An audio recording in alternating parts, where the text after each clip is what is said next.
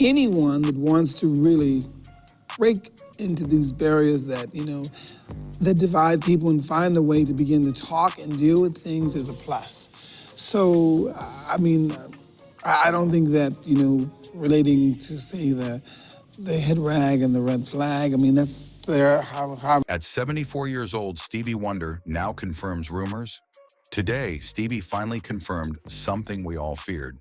Happy birthday to you. Happy birthday. What did he reveal? How is he feeling after all these years? Let's dive into what Stevie Wonder shared with the world today. It's either way. I got a lot of love from my mother, from my father, from my sisters. My sister and my brothers. Stevie Wonder was born on May 13, 1950, in Saginaw, Michigan. His real name is Stevland Hardaway Judkins. He was the third of 5 children born to Lula Mae Hardaway and Calvin Judkins. When Stevie was 4 years old, his parents divorced. His mother moved with Stevie and his siblings to Detroit. They attended Whitestone Baptist Church, where Stevie began singing in the choir. By the time he was 8 years old, he was already singing solo. Stevie's mom later changed her last name back to Hardaway and had 2 more children. Stevie loved music from a young age. He taught himself to play instruments like the piano, harmonica, and drums. Most of the music was played by Stevie. He played the drums,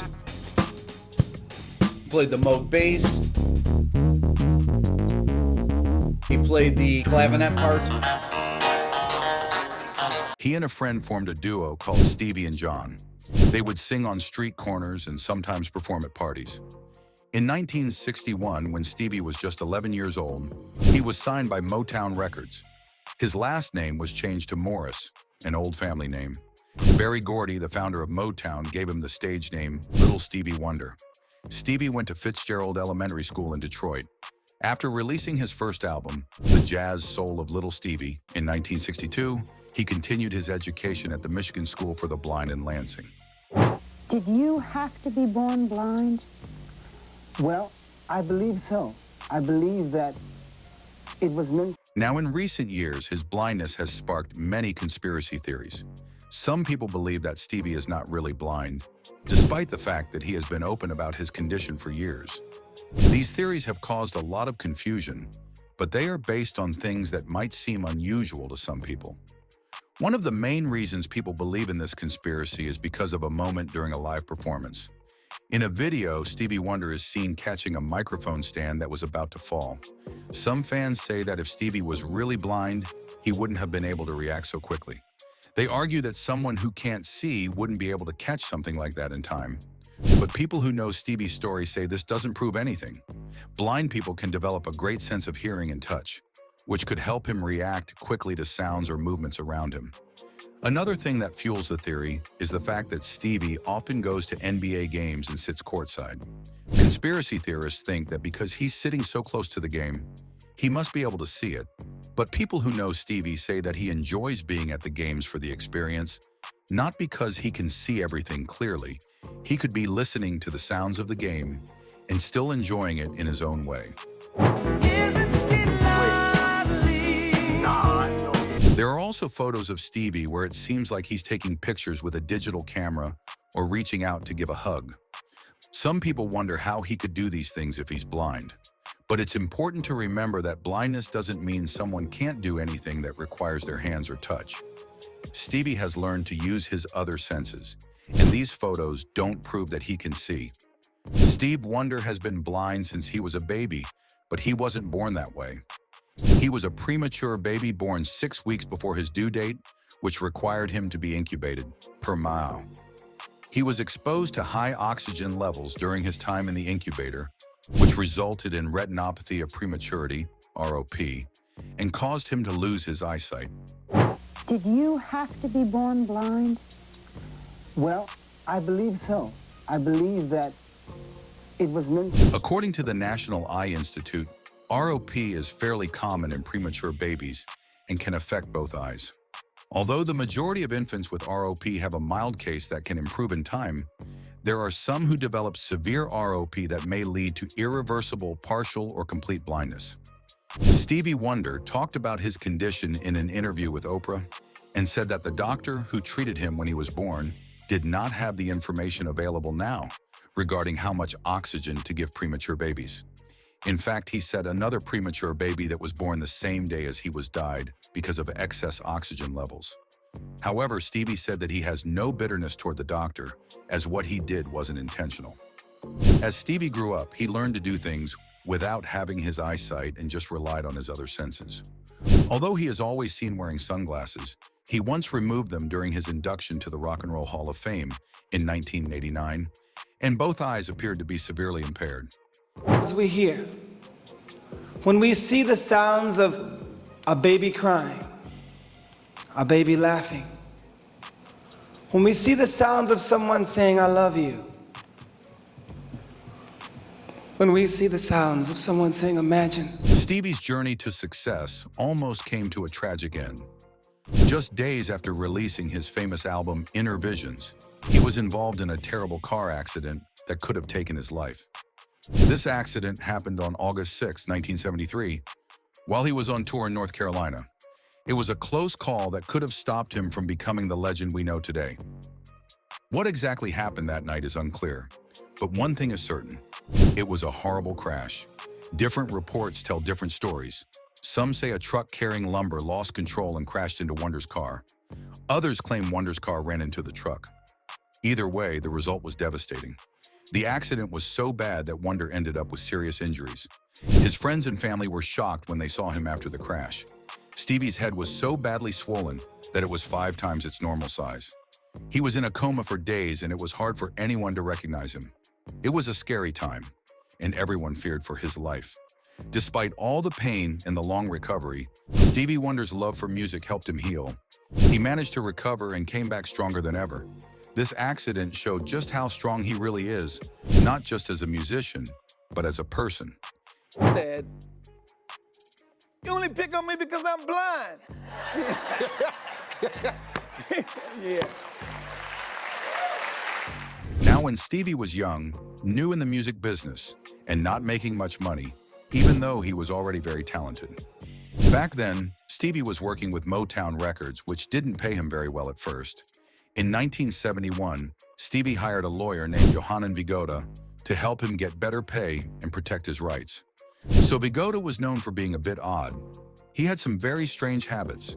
For example, he liked to dress in old clothes and would wander around Venice Beach, looking like he didn't have a home. He also had a habit of carrying important legal papers in old beat-up airline bags and would chew sunflower seeds all the time. People in the music industry used to joke that if Stevie Wonder could actually see his lawyer, he might have thought twice before hiring him. But despite all of these odd behaviors, Vigoda was very smart and tough as a lawyer.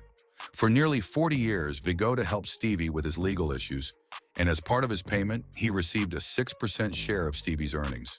This means that for every dollar Stevie earned, Vigoda would get 6 cents. It sounds small, but when you're talking about millions of dollars, it adds up to a lot of money. However, there was something very strange hidden in their agreement. The deal didn't end when Vigoda died. Instead, Stevie would still be responsible for paying 6% of his earnings, not just to Vigoda, but also to Vigoda's family, even after the lawyer passed away. Stevie Wonder later said he had no idea about this part of the contract. Being blind, Stevie couldn't read the contract himself, so he relied on Vigoda to read it out loud to him. There were witnesses present, but there's a chance Vigoda might have skipped over the parts he didn't want Stevie to understand, or use confusing legal language that would make it hard to catch. As a result, Stevie might have unknowingly agreed to keep paying even after Vigoda's death. After Vigoda passed away in 2011, Stevie kept making payments for about 20 months.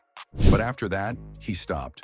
That's when Vigoda's widow, his wife, took legal action and demanded a huge sum of money, claiming Stevie now owed them $7 million. She argued that the contract required Stevie to continue making payments, even though her husband was no longer alive. Stevie Wonder and Vigoda's widow settled the case outside of court. The exact details of their agreement are private, so we don't know exactly how much Stevie had to pay or if he has to keep paying Vigoda's family.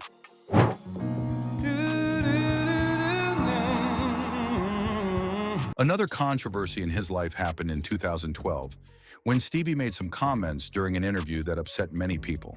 He was asked about Frank Ocean, a famous singer, who had shared that he was in a same-sex relationship. Stevie's response was confusing and hurtful to some people. Stevie Wonder said, "I think honestly, some people who think they're gay, they're confused. People can misconstrue closeness for love. People can feel connected, they bond. I'm not saying all gay people are confused. Some people have a desire to be with the same sex. But that's them." These words didn't sit well with many fans and members of the LGBTQ+ community. They felt that Stevie was suggesting that being gay was a mistake, or something people could change. Realizing the damage his words had caused, Stevie Wonder quickly apologized. He explained that his words had been misunderstood. In a statement to The Advocate, he said, "I'm sorry that my words about anyone feeling confused about their love were misunderstood." Stevie went on to say that he believes in love above all else, no matter who people choose to love. He clarified, "No one has been a greater advocate for the power of love in this world than I, both in my life and in my music." He emphasized that love is love, no matter if it's between a man and a woman, two women, two men, or anyone else. Stevie also added that what really matters is that the world needs more love, peace, and understanding. He said, "What I'm not confused about is the world needing much more love, no hate, no prejudice, no bigotry, and more unity, peace, and understanding." Period. Many people were disappointed by his initial comments, but his apology and explanation helped clear things up for others. His message of love and acceptance is one that people can stand behind, as long as it's understood that love should never be about confusion or judgment. Hello. My name is Alpha Walker. I know me as Crazy Cuz. Just first and foremost, I'd like to let you know that I'm representing Saginaw, Michigan to the fullest. I happen to have a famous uncle by the name of Stevie Wonder. In 2012, Stevie Wonder's own cousin, Alpha Walker, made some very serious claims. Walker accused Wonder of being a slumlord, saying he had neglected his mother and allowed her to live in poor conditions. But that wasn't all. Walker also accused Wonder of doing inappropriate things with members of his family. These were very disturbing claims, but none of them were proven to be true. Still, the accusations caused a lot of gossip and made headlines. Also, Walker tried to extort him, to get money from him by force.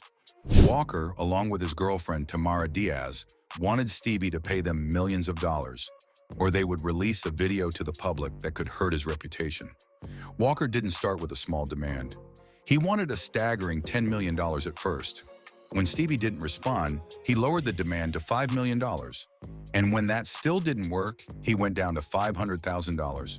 But even with these huge demands, Stevie wasn't budging. Stevie wasn't about to give in to Walker's threats. So what was in this video? According to reports, the video was basically an 80-minute rant where Walker criticized and blamed Stevie for many things. I'm trying to leave, and what do I get here? Stevie Wonder has locked me in. Ain't this a bitch, huh? Yes, I'm bolted in. In it, Walker showed the home of Stevie's late mother, which was in poor condition, and he even included footage of Stevie's young son. Walker seemed to think that his struggles in life were somehow Stevie's fault, and he wanted to get back at him for it. He accused Stevie of all kinds of things, including being a slumlord, a landlord who doesn't care for their properties, and even said disturbing things about Stevie's family life. But Stevie wasn't about to pay up. Instead, law enforcement got involved, and a sting operation was set up to catch Walker. Walker went along with the plan and thought he would get his money, but instead, he found himself in handcuffs. He and his girlfriend were arrested and taken to court. In court, Walker tried to defend himself by saying he had a right to make and sell the video. He claimed that since he made the video, he should be allowed to share it. However, this argument didn't work at all. In the end, Walker and Diaz pleaded no contest, meaning they didn't fight the charges against them. For his crime, Walker was sentenced to 292 days in jail, along with probation and mandatory counseling. Diaz, his girlfriend, also received the same punishment. After this ordeal, Stevie Wonder was able to move on, knowing he had not given in to the unfair demands of his own cousin. The situation with his cousin wasn't the only time Wonder found himself in the spotlight for negative reasons. He was also involved in a legal battle with a woman named McAfee, who had worked for him. She claimed that Wonder had hired her to help with a variety of health issues, like bladder problems, hemorrhoids, and even fungus infections. She also said that she redesigned his house with a braille system to help him live more independently. However, things took a turn when McAfee said she was being treated unfairly and accused Wonder of theft. Wonder didn't stay quiet about it. He countersued McAfee, saying she had stolen from him. In the end, the judge decided that the two should settle the case outside of court, meaning there was no clear winner or loser. While these accusations didn't stick, they added to the list of controversies that Wonder had to face over the years. I didn't even like his singing. I mean, what I liked was his harmonica playing because he was so great as a harmonica. Now, when it comes to his career, at some point, he stood up to Motown and won. So in 1960, Wonder was a 10-year-old who was saved from an abominable father and spent his time singing on the streets of Detroit.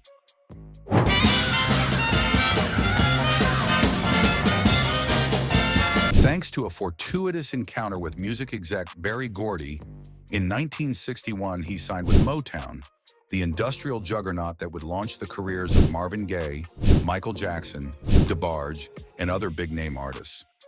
Making it to the big time didn't mean earning big bucks, however. As recounted in Motown, The Sound of America, Wonder received a 2% royalty fee and a single sold for 98 cents. Wonder didn't make enough money from an individual sale to give Motown his 2 cents, but his opinion wasn't worth much to the higher-ups anyway. Most talents had extremely limited creative control, per history, and Wonder was no different. Being the music virtuoso he was, he wanted carte blanche to create greatness. In 1971, he asked for permission to take the reins of his own work. Berry Gordy refused, so Wonder refused to work with Motown and started making an album on his own. His hardball tactic worked, and Motown renegotiated his contract. Free to pursue his artistic ambitions, Wonder would release 5 albums in 5 years and create his most beloved and critically renowned albums. Keep on turning, 'cause it won't be too long. Now let's talk about his personal life. One of the most interesting parts of his personal life is his short marriage to Syreeta Wright. The two had a special bond, not just musically, but also romantically. In 1970, they decided to marry, but their marriage didn't last long. It only lasted 18 months. Even though we don't know all the reasons why their marriage ended, some things might have contributed. One possibility is that Stevie might not have been faithful to Syreeta. Before 1975, Stevie had a child with a woman named Yolanda Simmons, who worked as a secretary at his publishing company. While we don't know much about this secret child, it's hard to say for sure if this was what caused the marriage to break apart. The details of Stevie's relationship with Yolanda and the child have stayed hidden over the years. Despite the quick end to their marriage, Stevie and Syreeta stayed friendly. They may have had their issues, but they both respected each other. Even as Stevie had other relationships in his life, their bond remained strong, and they didn't let their short marriage ruin their friendship. However, Stevie didn't stay single for long. In 1975, Yolanda Simmons gave birth to another one of Stevie's children. This time, things were different. Stevie was very open about his new daughter, and he even wrote a famous song about her called "Isn't She Lovely?" Isn't she lovely? The song became one of his biggest hits and is still loved by many people today. Stevie said the birth of his daughter, Isha Morris, was the one thing he needed in his life, both personally and in his music. Wonder has 9 children. Yes, 9! He shares these kids with 5 different women. In 1983, Stevie had another son, Mumtaz Morris, with Melody McCulley. But that's not all. Stevie also has a daughter, Sophia, and a son, Kwame, with a woman whose name has never been shared with the public. Later, Stevie married his second wife, Kai Millard Morris. Together, they had 2 sons. Their older son, Kayland, sometimes plays the drums on stage with his famous dad. Their younger son, Mandla, was born on May 13, 2005, which is also Stevie's 55th birthday. What a special day. In 2014, Stevie and his current wife, Tomika Robin Bracey, welcomed a baby girl. There were rumors he was going to have triplets, but those weren't true. They named their daughter Nia, which means purpose. Happy birthday to you. Happy birthday. Now let's change gears and look at the decades of his successful career. Stevie wasn't just a singer, he was a songwriter, producer, and musician who could play many instruments, including the piano, harmonica, drums, and synthesizer. During the 1970s, Stevie brought a fresh sound to R&B, rhythm and blues. He used new electronic instruments, like synthesizers, to create music that sounded different from anything before. His albums were not just collections of songs, they were carefully crafted with themes and stories, like little journeys for the listener. This period, often called his classic period, lasted from 1972 to 1976. Some of Stevie's most famous albums from this time include Music of My Mind, Talking Book, Inner Visions, and Songs in the Key of Life. These albums made him a star and influenced countless other musicians. Even today, artists like Kanye West and Elton John praise his work. Elton John once said, "Stevie Wonder's music is among the greatest ever created." Stevie's talent isn't limited to his voice or his music. He was one of the first artists to use digital recording technology, starting with his 1979 album, Journey Through the Secret Life of Plants. His ability to stay ahead of the times and try new things kept his music exciting and fresh. Stevie has achieved so much in his career.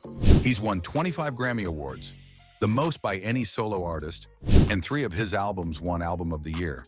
He also has a star on the Hollywood Walk of Fame and has been inducted into the Rock and Roll Hall of Fame. Songs like Superstition, Signed, Sealed, Delivered, I'm Yours, and I Just Called to Say I Love You are still loved by fans around the world.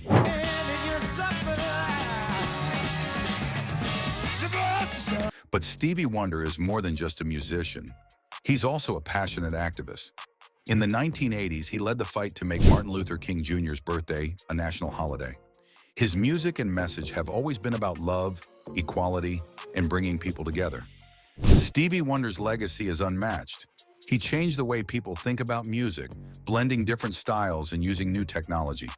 His influence is still felt today, proving that his music will stand the test of time. For many, Stevie isn't just a musician, he's a true legend.